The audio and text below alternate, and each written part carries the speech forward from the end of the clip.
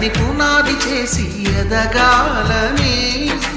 తరిమే వాళ్ళని హితులుగా తలచి ముందుకెళ్ళాలని,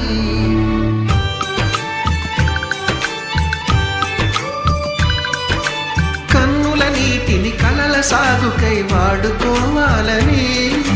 కాచే నిప్పుని ప్రమిదగా మలచి కాంతి పంచాలని, గుండెతో ధైర్యం చెప్పెను, చూపుతో మార్గం చెప్పెను, అడుగుతో గమ్యం చెప్పెను, నేనున్నానని నేనున్నానని, నీకేం కాదని, నిన్నటి రాతని మార్చేస్తానని.